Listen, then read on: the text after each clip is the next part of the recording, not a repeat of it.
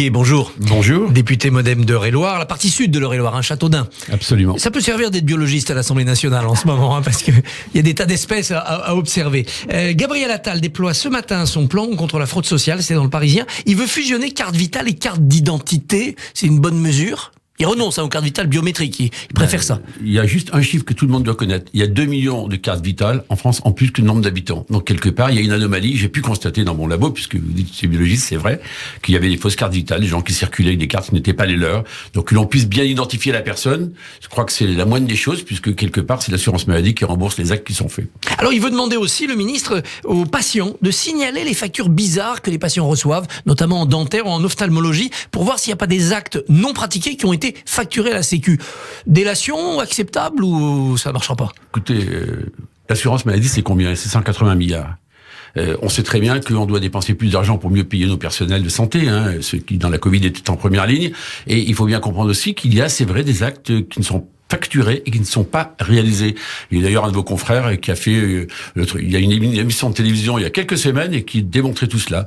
D'ailleurs, dans le rapport de la Cour des comptes, c'est expressément indiqué. Donc oui, il faut mieux payer les professionnels de santé. Il y a eu toutes ces discussions, vous savez, sur le Ségur de la des santé. médecins. Et moi, je préfère qu'on les paye mieux et je préfère surtout qu'on évite toutes ces fraudes. Les fraudes ne sont pas acceptables. Pour toucher des allocations sociales en France, il faudra justifier de 9 mois de résidence obligatoire et non plus 3, 6, 8 selon les prestations. Ça aussi, c'est une bonne mesure? Oui, c'est une bonne mesure.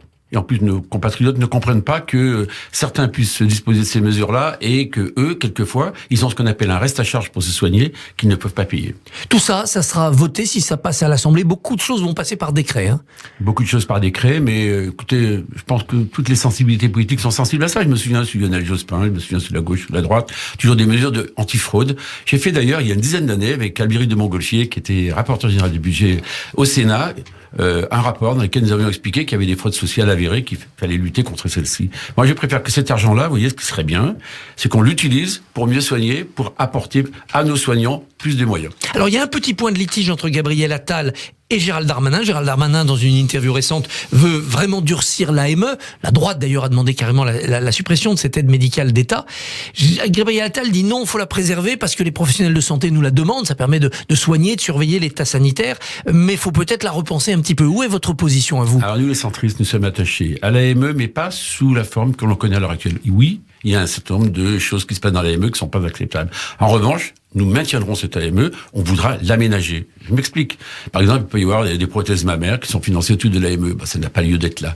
Quelqu'un, en revanche, qui est en situation de détresse, de santé, on doit le soigner. C'est l'honneur de la France, c'est l'honneur de la République et de l'humanisme que nous incarnons. Donc la droite ne vous convaincra pas sur ce terrain-là? La droite ne nous convaincra pas, mais Gérald Darmanin était ouvert et qui était prêt à des aménagements. Je vois que Gabriel Attal dit la même chose. En tout cas, sur la loi sur l'immigration qui arrive, par exemple, sur l'AME, nous serons porteurs, les centristes, les démocrates, d'un message, comme nous serons porteurs d'ailleurs sur la régularisation des travailleurs qui sont là depuis 5, 10, 15 ans, et puis qui ont des difficultés pour renouveler la carte de séjour. Si ceux-là veulent devenir français, pourquoi pas?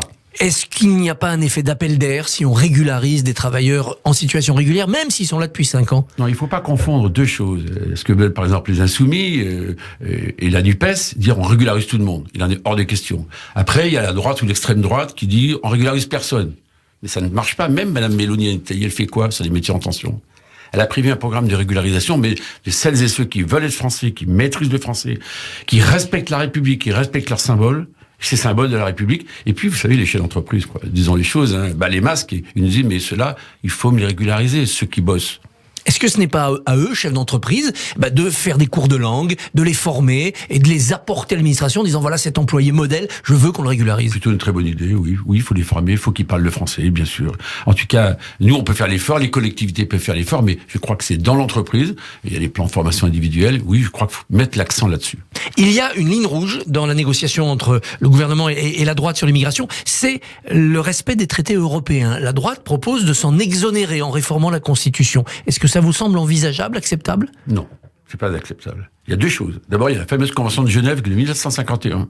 Je rappelle que l'ensemble des pays du monde se sont mis d'accord sur des conditions justement pour les droits d'asile. Mais deuxième chose, il y a les traités européens dont on n'échappera pas. Et puis si on fait une réforme constitutionnelle, vous savez mieux que moi que c'est soit le président de la République, soit c'est un référendum. Donc on remet tout ça à 8 ou à 10 mois. Donc ça n'a pas de sens. Non, réforme constitutionnelle, non. Réforme migratoire, oui, bien sûr. Je crois que Gérald Darmanin porte un certain nombre de mesures, d'ailleurs partagées par la droite. Et sur le texte qui est passé au Sénat, la commission des lois, il y a eu un accord. Et cet accord-là, c'est la droite sénatoriale et le centre sénatorial. D'ailleurs, j'en profite pour dire, vous m'avez interrogé sur l'AME, les centristes du Sénat, avec Hervé Marseille, ont pointé l'AME en voulant le modifier comme je le proposais tout à l'heure. Il faut repartir de cette base-là, le texte du Sénat, plutôt que les textes qui vont être déposés là par les LR et qu'on a vu dans la presse. Mais c'est ce qui est le plus facile. Il a qu'une fragilité. C'est une proposition de loi. Comme c'est une proposition de loi, il n'est pas passé au Conseil d'État, donc une fragilité juridique. Pour autant, c'est un texte solide, sur lequel, une fois de plus, deux grandes familles politiques du Sénat et majoritairement se sont mis d'accord, et je pense que c'est une bonne matière pour avancer à l'Assemblée nationale. Les traités européens, le Danemark a obtenu le droit de s'en exonérer pour partie. C'est ce qui a permis au Danemark de faire une politique migratoire très, très sévère. C'est ça que demande la droite, finalement. Oui, mais à part que sur le droit d'asile, le Danemark n'a pas n'a pas mis en place ce que souhaitent faire les Républicains dans le fameux rapport qu'ils ont sorti, dans lequel ils disent que le droit d'asile doit être demandé à l'extérieur. Accessoirement, je rappelle que dans l'alinéa 4 de la Constitution, il est marqué que le droit d'asile, chacun peut le demander sur le territoire français. Le RN est l'héritier de Pétain. C'est ce qu'a affirmé Elisabeth Borne sur Radio J ce week-end. Est-ce que ça vous semble juste historiquement, excessif politiquement ? C'est excessif politiquement. Écoutez, chacun a ses mots, je les emploierai pas comme cela. Elle faisait certainement référence au Front National de Jean-Marie Le Pen, pour lequel les fours crématoires étaient des détails de l'histoire. Mais je crois que rien n'a changé. En revanche, je vous le dis très clairement, lorsque le maire de Saint-Brévin, vous savez, on en a tous parlé, mais sa maison brûlée, lorsqu'il a été menacé par des groupes d'extrême droite. Moi, j'ai vu qu'il y avait plusieurs députés Rassemblement national qui ne se sont pas levés. Et ça, ce n'est pas bien. Parce qu'un maire, c'est un serviteur de la République. C'est un agent de l'État. Lorsqu'on touche un maire, on touche la République. Elle est peut-être là, l'affiliation entre l'extrême droite d'hier et l'extrême droite d'aujourd'hui. Il y a peut-être encore des affiliations, mais en tout cas, ils ont encore en leur sein quelques extrémistes. Et ces extrémistes-là, cela on ne peut pas laisser passer. On ne doit rien lâcher, jamais rien lâcher là-dessus. L'obscurantisme, jamais. Le fond n'a pas changé, dit Elisabeth Borne, même si Marine Le Pen a fait un ripollinage de façade. Elle a quand même pris ses distances très largement avec son père. Moi, je suis pas là pour la défense, simplement. Moi, je me bats sur les idées. Vous savez, en revanche, quand il nous raconte que tout le monde aura la retraite à 60 ans à taux plein, tout ça, ce sont des histoires. Quand elle nous raconte que, en baissant la TVA, le pouvoir d'achat va augmenter de façon considérable, c'est encore des histoires. Il y a plus de démagogie que d'extrémistes. Et bien sûr, quand elle nous raconte que, par exemple, c'est le gouvernement qui décide d'augmenter les salaires de 10%. Mais on n'a jamais vu une entreprise dans laquelle c'est le ministre qui a augmenté les salaires des salariés. Ça, c'est encore des histoires. Moi, je me bats sur leurs projets. Et c'est là que je vois, par exemple, sur les retraites où j'étais très impliqué, où est leur projet? J'ai cherché. Alors, j'ai trouvé une ligne. On augmentera les petites retraites. On ne sait pas de combien. On ne sait pas combien d'années il faut avoir cotisé. Extraordinaire. On se souvient de Dreux, en 83, c'est pas loin de chez vous. C'est là que la droite et l'extrême droite avaient pour la première fois trouvé une alliance pour prendre la mairie. Ça avait fait scandale, c'était il y a 40 ans. Cette perspective d'une alliance LR-RN, pour vous, elle peut revenir, même au niveau national, quand on lit les propos de Laurent Wauquiez, très à droite? On verra bien. En tout cas, moi, je ne prendrai jamais parti là-dedans, puisque en aucun cas, j'ai trop vécu Dreux avec Jean-Pierre Stirbois, qui avait été élu à l'époque maire de Dreux, puis député. Écoutez, pour moi, il y a un cordon sanitaire, il y a des choses sur lesquelles on ne peut pas transiger, je ne transigerai jamais. Et d'ailleurs, à la région Centre-Val-de-Loire, je rappelle que conseiller régional depuis longtemps, nous avions mis un cordon sanitaire avec Jacqueline Gouraud, qui maintenant est membre du Conseil constitutionnel en 98. La proposition de loi Lyotte, qui veut abroger la réforme des retraites, connaît toute une série d'épisodes importants c'est en ces moments. Éric Coquerel, président de la Commission des Finances, ne veut pas activer l'article 40, qui dit que le Parlement ne doit pas créer de charges supplémentaires. Il a raison, liberté parlementaire, ou il a tort? Il a tort pour une raison simple. En laissant passer cela, ça veut dire que les députés qui sont censés respecter la Constitution s'arrogent un droit d'inconstitutionnalité. On sait très bien que ce texte, s'il allait ensuite au Conseil constitutionnel, eh bien, il n'ira pas plus loin parce qu'il déclarera justement pas conforme à la Constitution. Écoutez, le débat va avoir lieu. Moi, je fais partie de ceux qui disent quoi? Mais que l'article 40 soit activé. S'il l'est pas, il y aura le débat. Il y aura d'abord la commission, puis on verra si oui ou non. Ça sera demain. C'est demain la commission. C'est demain matin. Bon. Oui. Et on verra bien si oui ou non. Il y a besoin de quelques LR pour annuler cet article 1 qui ramène à 62 ans. Oui, écoutez, ils vont suivre ou pas? Il faut avoir une majorité. Écoutez, on verra. Je crois que Pobiscus s'est interrogé que moi, mais ils vont quand même réfléchir les uns et les autres. Toute l'histoire des LR, le texte des LR du Sénat, c'est quoi? C'est 64 ans, vous le savez comme moi. Valérie Pécresse portait 65 ans. Ce texte ne porte pas autant d'injustice qu'on veut le dire. Au contraire, il apporte quelques solutions. Il a été mal vendu, mal ficelé, mal expliqué. Et c'est bien dommage, parce que, par exemple, moi je parle souvent des femmes, j'ai porté ces mesures-là. Et quand même, il y a des mesures fortes sur les femmes que nous avons prises. Ce sont celles qui ont plus de carrières hachées et pour lesquelles on apporte le plus de réponses. Il y aura, après la commission, si le texte n'est pas annulé, le retour, le débat le 8 juin. Est-ce que vous demandez à la présidente de l'Assemblée nationale d'activer l'article 40? Ça relève d'elle. La décision lui appartient. Si elle l'active, je pense que ça serait juste, ça serait bien, parce que sinon on retombe dans ce que je vous expliquais il y a un instant, c'est cette inconstitutionnalité à la clé, et ça serait quand même dommage qu'on se fasse censurer par le Conseil constitutionnel ensuite. Bon. Et puis après, si elle n'est pas activée, écoutez, il y aura le débat. Pas d'obstruction, mais il y aura un débat au fond, parce qu'on a été privé de débat. Vous savez, il y a eu 175 heures de débat. Nous, on n'a pas pu débattre justement de l'âge. On n'a pas pu débattre des carrières difficiles. On n'a pas pu débattre des seniors pour lesquels on a parce qu'il y a eu obstruction de On n'a pas pu l'EFI. débattre, vous voyez, la marque centriste, la clause de revoyure, en clair, un bilan à mi-parcours pour voir si cette réforme est calibrée ou elle ne l'est pas, si elle répond aux attentes ou pas. Eh bien, voilà, nous allons voir. Écoutez, nous serons prêts.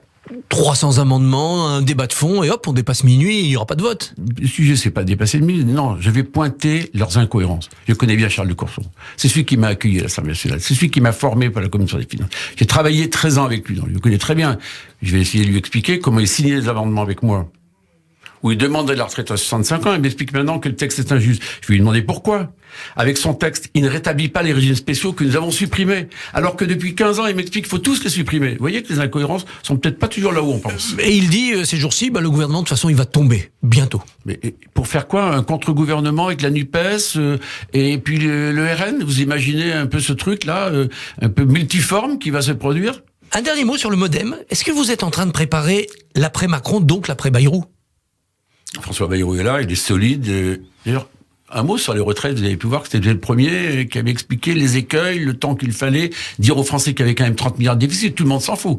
Mais là, avec le texte Liot 6 pages, j'aurais dû le dire tout à l'heure, c'est encore 15 milliards de plus, alors que la note de la France a été dégradée. Non, vous voyez, avec Jean-Paul Mattei, nous avons proposé, vous le savez, la fameuse taxe sur les superdividendes, j'ai proposé la fameuse clause de revoyure, donc nous sommes là. Et puis, dernier mot qui me paraît essentiel, le MoDem porte une chose indispensable, c'est quoi? De mieux associer les citoyens aux décisions.